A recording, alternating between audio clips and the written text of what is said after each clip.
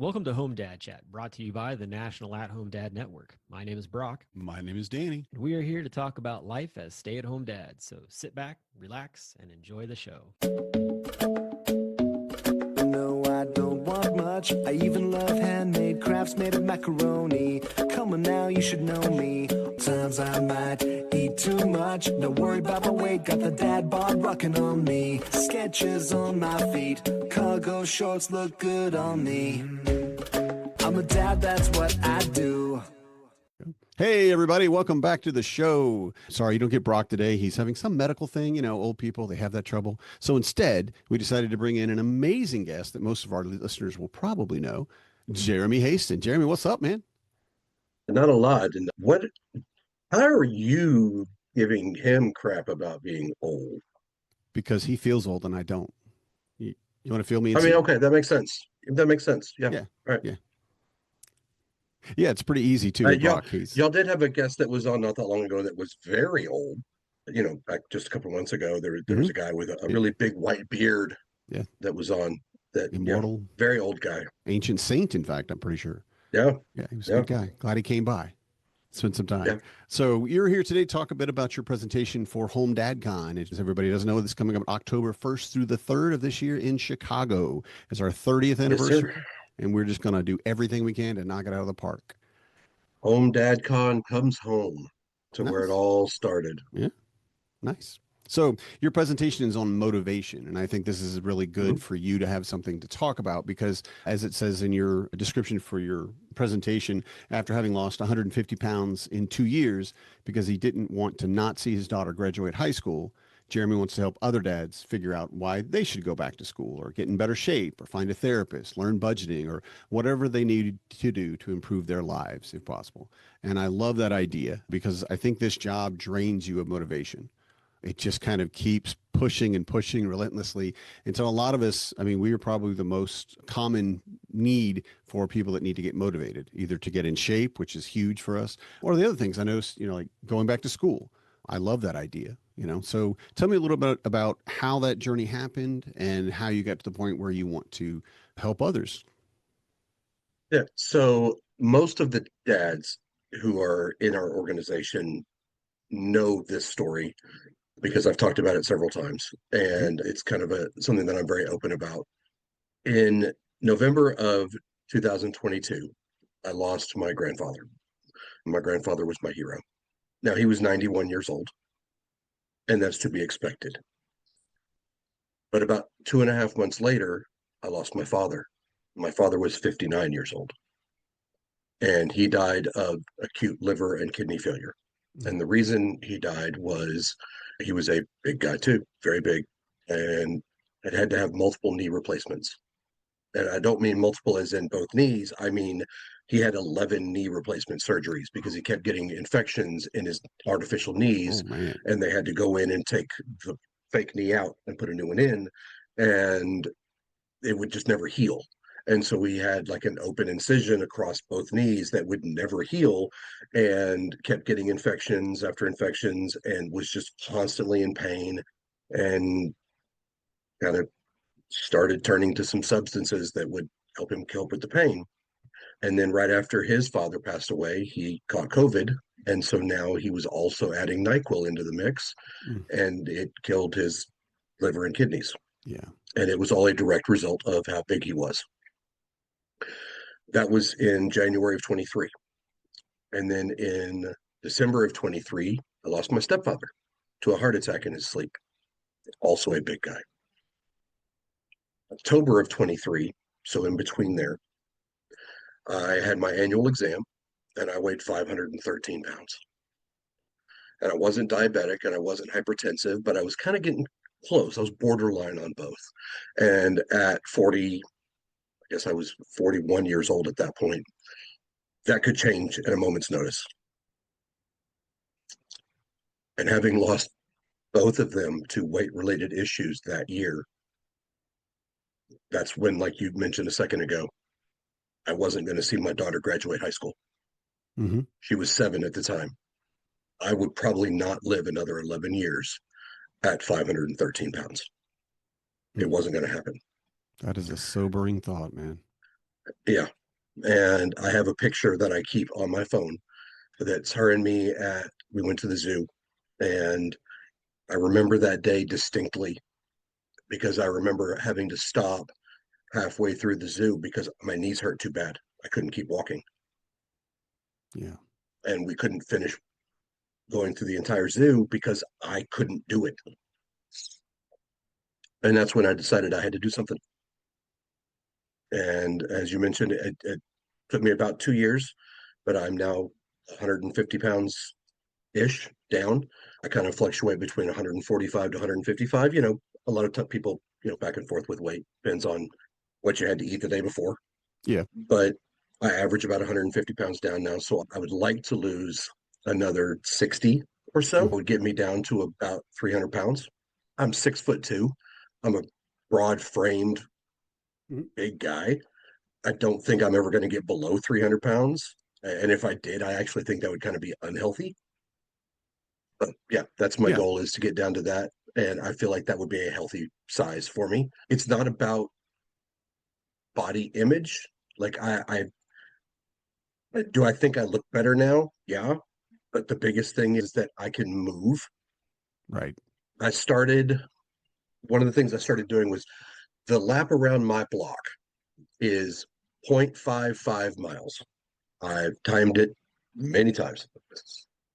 And when I started this whole thing, I could walk one lap around my block and it would take me close to 20 minutes to do a half a mile. Right. Maybe a little over 20 minutes. And I just kept pushing, trying to push and get a little further, get a little faster. And now I can do 3 miles, a little over 3 miles in about 50 minutes, which puts me at a 17-minute mile. And I was at a 35-minute mile. Nice. And I could only do a half a mile. And now I can do 3 miles without having to stop. And in fact, I've done days where I've done 4 miles or more. And you ran a 5K just recently. And I've done several 5Ks. Nice. I've done the Home Dad Con 5K, or Dad's Run 5K. Sorry. San Antonio. Yep.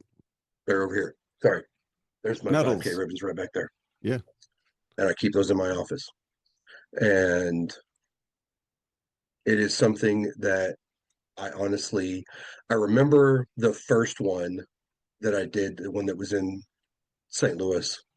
And I had pushed so hard to lose. I wanted to have lost 100 pounds by the time of that convention, because I had seen the guys the year before and I was still at my heaviest, and I wanted to come in to the next convention and having lost, my goal was to have lost 100 pounds. So the next time I see everybody, Jeremy, wow, what happened to you? And I ended up actually having lost, I think, 113 pounds or something like that by the time of that convention. Nice. And I wanted to be able to do that 5K, and I wanted to get it in under an hour. And I remember getting across the finish line and Matt Strain standing there, and I just collapsed into his arms in tears. And he's crying and I'm crying, and the guys are huddled around me clapping, and because they all knew how hard I'd worked to try to get there. Yeah. And that moment when he told me that I had made it in 58 minutes and 40 seconds, when my goal was to make it in under an hour. Yeah. Awesome. That'll stick with me for the rest of my life. Yeah. Dude, that's awesome.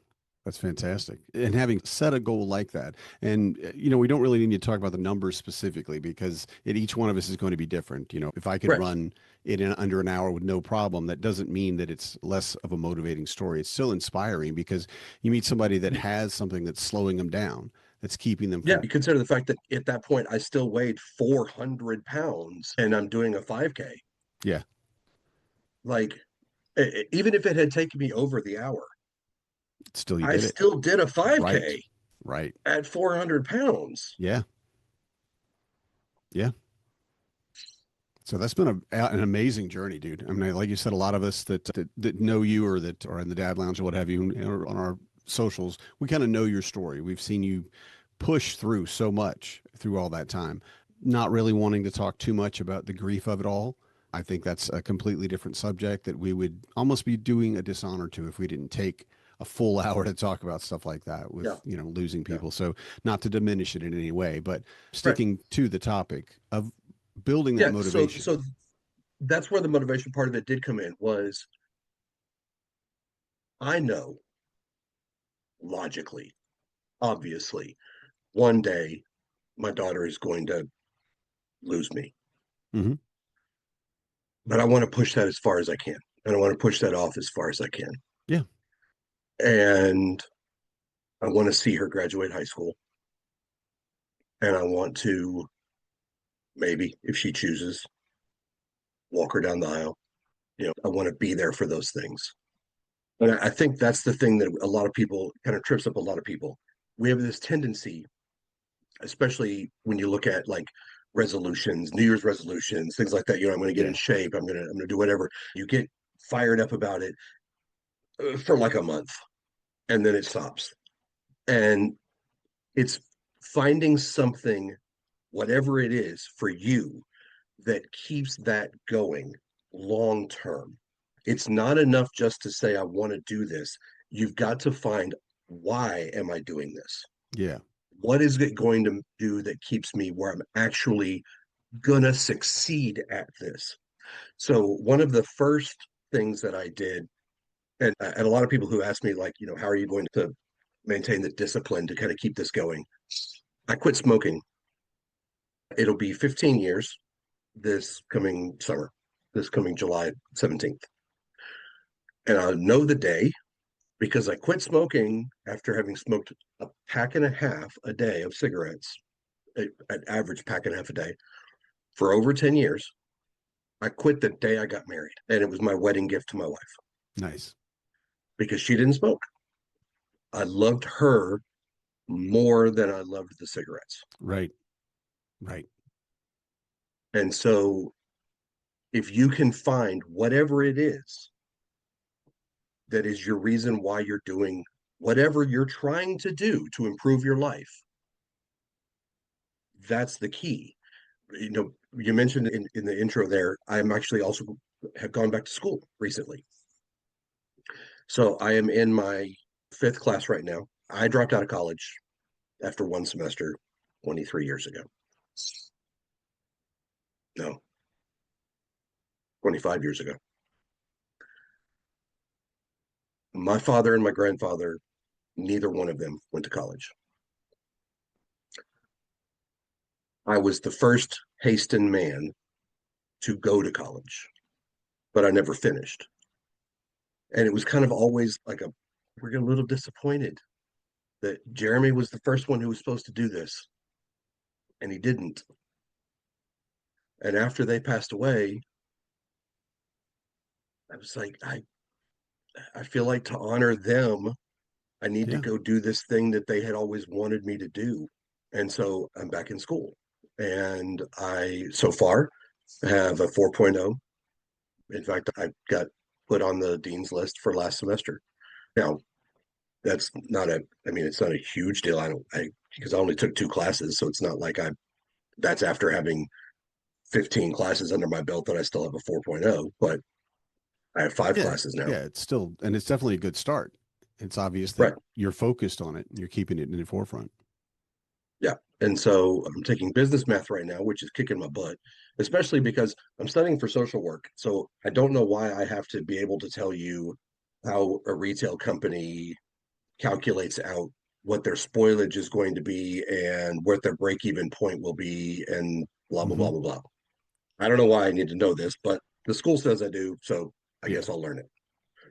And I got a 97 so far in that class. So I guess I'm doing okay. You're figuring it out for sure. Yeah. Yeah. But I think that's the thing, is that if there is a reason why you're doing something, you're more likely to succeed. It can't just be, I just want to do it. Right. Some people that works. Yeah. But not for most of us. Most of us, yeah, we have things we want to do. I want to do this, I want to do that. And we either let things get in the way, or we just don't take the steps to do it, or we start and then stop. A lot of us will talk about, well, I started going to the gym. Okay. And then 2-3 weeks later, a month later, I kind of stopped. Yeah. Especially that one is a big one for like New Year's resolution. And I Mhm. actually thought about that a while back. And a couple years ago, I really think I actually kind of put a pin in exactly why that one tends to fail so much come around February. And the answer is we've unfortunately got this huge network in this country of little addiction dealers that all start pushing their product in February. Most of you've seen them. They're usually like right outside of a grocery store Don't or at think a we can park, and blame them they've for got everything. they've got little vests and little badges and little boxes of product right in front of you, Look very and they're official. all adorable. Yep. And they're the reason why most New Year's resolutions fail. The beginning of the end is Girl Scouts. Always. Well, And my daughter is Mhm. actually starting Girl Scouts this Monday of or course. tomorrow. It's her first Girl Scouts meeting. Yeah. All So right. guess who's going to have a bunch of that crap in his house next year? Time for cookies. Well, going back to motivation, it is, and I think what it's always been said to me is that it's your why, like you said earlier. It's like this: what is your why? Why are you doing this? Why do you want to do this? What are you gonna, and do you have any suggestions on how we can figure out what our why should be? Because I could say, I want to go work out because I don't know, I don't like the way I look. But to me, that's not going to motivate me. That's not going to push me to where I need to be. Now, it may be that I'm vain, and I am kind of vain, and I want to look really and take off my shirt, and your baby doesn't get hungry. It hasn't happened, but in order for me to get up every single day, I feel like you need to put more into it than just, I want to look better. Do you have any suggestions about that? Yes. So this is I guess maybe I'm going to steal from my wife a little bit. So my wife does this every year on the week of her birthday. She does a vision board. I've never made one, but she does it. She loves them. And every year she does it for her birthday. And it's like the things that she wants to accomplish the next year. And Mhm. she'll take like a month and buy magazines and spend time, cutting out pictures of things that she wants to accomplish and wants to trips that she wants to maybe do this year or whatever. So for something like that, having something that you can visualize, like I said earlier, I keep the picture on my phone of me at my heaviest with my daughter the day that I couldn't walk through Right. zoo, so that I can refer back to that. So if it's as simple as I want to look better, having something that you can refer back to, that you can go, this is what I'm either going for, or this is what I'm trying to get away from, that you can constantly use as that reminder. There was a trick that I learned back when I was quitting smoking, which is for people who are parents who are trying to quit, is take a picture of your kids and slide it inside of the cellophane wrapper around your cigarette pack. That way, every time you go to open your pack and pull out a cigarette, Yeah. you see the You picture see of the your picture. kid. Yeah. So having something like that. So for the example that you just gave, it's not difficult nowadays, especially with like AI and things like that, to take a picture of your body and have your AI chat GPT or whatever make you look buff. Yeah. Print that up and put it on your mirror. That way, every morning when you wake up and go brush your teeth, you go, this is what I'm going for. Right. Okay, I'll go to the gym. Yeah. Yeah. So figuring out part of it is just why you want to do this, making sure you know what that why is. And it sounds too like, especially what you said, what you did with your wife, is finding something that you love more than the thing you're trying to give up. Correct. Like Yeah, you either love your more than the thing you child, try to you love give your, up, or yeah. And yeah. So it's got to be something that's bigger than whatever the thing was. So right. for instance, for me, I love food. I love food, and I'm not to toot my own horn, but I'm going to toot my own horn. I'm a damn good cook. And anybody who has eaten at my house can probably attest to that. I just won a chili cook off a week ago. I'm a damn good cook. Nice. I love cooking. That's my love language. Mhm. There's the 5 love languages, and then I added that one. Yeah. So that's one of my favorite things to do in this world is to cook for people. Mhm. So I will often just invite people over. Hey, I made this. Just come on over. No reason. Don't need it, whatever. When we had Home Dad Con in St. Louis, you were Mhm. there. I Yep. invited There was 19 dads at my house in my backyard, and I cooked for all of you. I love doing that. I love food, but I love my daughter more. And I want to exhibit for her a healthy relationship with food. Not Yeah. that you can't eat, but here's your bowl. Okay. I did not fill your bowl all the way up. I did not fill your plate all the way up. This morning I made breakfast for us. My wife is a little sick right now, so she was still sleeping. So I got up and I made breakfast, and it was like sausage and potatoes with scrambled eggs. And I put a little bit in both of our bowls, and there was still some in the pan. And I told my daughter, okay, eat that. If you're still hungry, there is more in the pan. You are more than welcome to go have more if you're still hungry. But don't make yourself eat everything that's on your plate or everything that's in your bowl just because it's there. Right. Okay. There is nothing wrong with leftovers. Very true. I don't care what anybody says. There's nothing wrong with leftovers. Now, you don't have to make big giant meals. I do. I tend to make big giant meals. And I talked about this at the last AdCon that I spoke at, was about batch cooking and cooking in bulk to try to save money and time and things like that. Yeah. So Absolutely. that is the way that I cook, but you don't have to. There's also nothing wrong with going to a restaurant and having a pasta or something like that. But don't force yourself to eat the whole thing just because you're going to feel bad if you don't. Right. So that was the thing with this morning. She wasn't hungry enough to go back and get seconds. Great. Yeah. Listen to your body. I want her to have a healthy relationship with food where she doesn't feel like she absolutely clean your Must. plate, Right. young lady. There's starving kids in Africa. I'm never going to say that to her. Right. Yeah. That's, yeah. I was That's- told that as a kid. We've grown out of that, I think. I think we, as a world, I hope, have grown out of that. So, Yeah, we went to breakfast yesterday. Like, we, as a family, we went to a little diner. So when I was a kid growing up, one of the things that my dad did, we would go to a little diner, just him and me, about once a week. And so there's a one Nice. near our house, and we try to do that every once in a while. And she wanted pancakes and sausage, and she was like, "Daddy, can I get 3 pancakes?" And she didn't know what I know, which is at this diner, the pancakes are that big around. Right. And it was like, Huge. how about you can do 2 pancakes, and if you're still hungry, I'll order you another one. Right. I'm happy to do that. But let's start with 2 and see how you feel. Yeah. She ate her 2 pancakes and she was like, "Yeah, I'm good. I don't need any Good. more." Right. Cool. Right. And the more stuff you put on your plate, the more likely you are to eat it.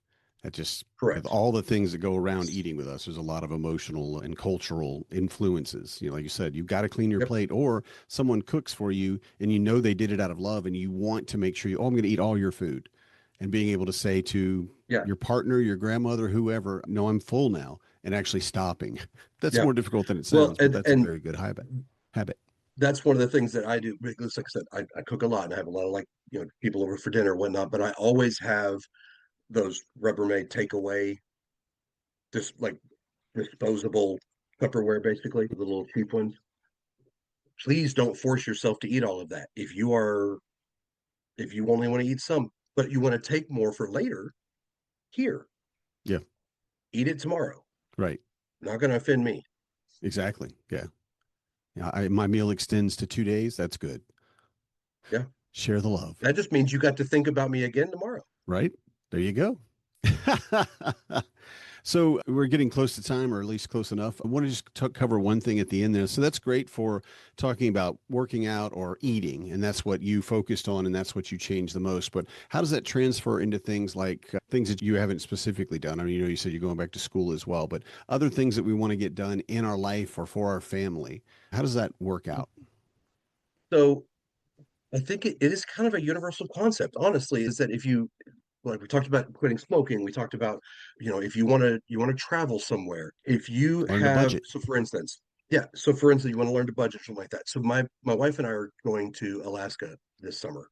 Nice. We have actually been planning this trip since we got married, which this summer will be our 15th anniversary. We couldn't afford it when we got married. So, and then we kept planning on it and said we're going to do this for our anniversary one day, and then we just kind of life kept getting in the way, and then we became parents, and as we all know, that really throws a whole lot of wrinkles into your finances. Yes. And finally, a couple years back, we were like, damn it, we're doing this. I'm not letting this get away from me. This is the number 2 thing on my bucket list. My entire life, number 2 thing on my bucket list has been to go to Alaska and see humpback whales. And we're doing this. And so we actually put a category on our bank. We created like a little sub savings account, and we put a budget item. And every month we put aside this much money, and we do that before we start spending our paychecks. Okay. So one of the keys that I have learned over the years when it comes to budgeting is to be very intentional with it. So my wife and I have a budget meeting every 2 weeks when we get paid, and we sit down and we go, okay, before we spend $1, we go over everything that we have and we've assigned where everything is going. Instead of going, okay, this is how much we have left over at the end of this 2 weeks. What can we do with it? We do all that before we do anything else. So having that where we have a motivation, we have this is what we want. What do we have to do to get there? We have made a plan, and we have broken that plan down. We've been saving now for almost 3 years for this trip. And we put aside this much money every month. And we've now paid for the cruise, we paid for the flights, we paid for the excursions.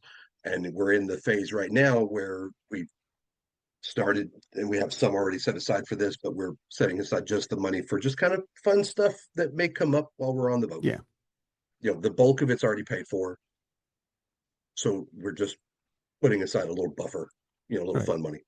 But that's, if you have something that you have a goal and you have created a plan to get there, and whatever that plan looks like, finding a way to keep your eye on that. Yeah, it's really kind of the same as everything else. Finding that thing and keeping Yeah, it in front of you, whatever that means. Like you said, some people use a vision board, just a picture, putting something on the front of your fridge, whatever it might be, that wherever you're going to run into that, let's say, temptation, you have something that's standing there like, no, I love this more than that, whatever, chocolate cake, or spending that money, Right. or whatever it might be, or that cigarette. Yeah. So for me, it's like every time I log into the app for the bank, I see that account that is labeled Alaska trip. And so every time I log into the account before I go, hey, I'm going to spend this month, I'm going to buy this thing. Wait a minute. I have this Alaska trip coming. Should I put that money, just add that a little more? Right. And so it's that constant reminder of whatever it is. So finding that motivation, finding your kid, your spouse, your legacy, your parents that motivated you to do something, your friendships, whatever the relationship is that you have with whatever you're wanting to accomplish. And then figuring out plan to get there, breaking that down if you have to, breaking it down into step by step if that's what you need to do. And then just keeping a constant reminder. Focus. This is my goal. Yeah. That's where I'm going. And then nothing can get you away from Making it the most important thing. That's great. That's fantastic. Well, I hate it. We do run out of time pretty quick here. And I do want to say thank you for coming on the show. For everyone else, if you want to talk with Jeremy, I think you could meet him just about anywhere. I'd be happy to talk to you. But we will see him, of course. I'll see you before this, but we'll see him in October, as I said earlier, at Home Dad Con. Go buy your ticket at athomedad.org and get your hotel room and all that and set it up and come see Jeremy's presentation. It is for anybody who has been curious about what Home Dad Con is, anybody who, may have just joined the organization, hasn't been to convention yet. I came up with this last year while we were in San Antonio. And I think it's a fantastic little tagline for the convention itself. Mm-hmm. Let it go. It is a professional development convention for an unconventional profession. Nice. It is not just us getting together and drinking for the weekend. We do that, but that's not all it is. Yep, some of us do. This is very much a way for us to get better at this job of fathering. I agree 100%. I couldn't have said it better myself, man. All right. Yeah, Well, thank you again. would not be the father that I am if it wasn't for this group and for this Yeah. convention. Same. I wouldn't be the man that I am. Can't say enough good about what the convention did for me from my very first, and then what the network has done for me over the last, I don't know, 15, 16 years, whatever it's been. I don't know how, I don't really how anybody could do this on their own. It's something, Yeah, again. no, I absolutely, I was pretty miserable my first year of being an Yeah. at-home dad Yeah.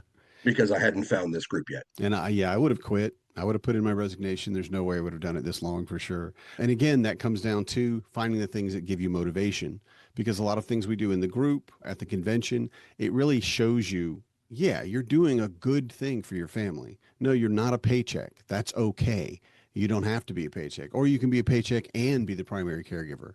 You're Right. giving to your family what they need in that time. And I love that it really, every year I am just out of gas by the time it comes around. I am ready to stop. I'm ready to quit. I'm done. And getting to that, really the host city, that first day I'm there, I'm like, oh, okay. All right. Now I'm getting my motivation back. I'm ready to go do some stuff. Right. So, Yep. All right. Well, again, thank you, Jeremy, for being here. Everybody, Thank look you. for Jeremy in October at Home Dad Con. And have a good evening. Good night, You too. everybody. I'm a dad, that's what I do.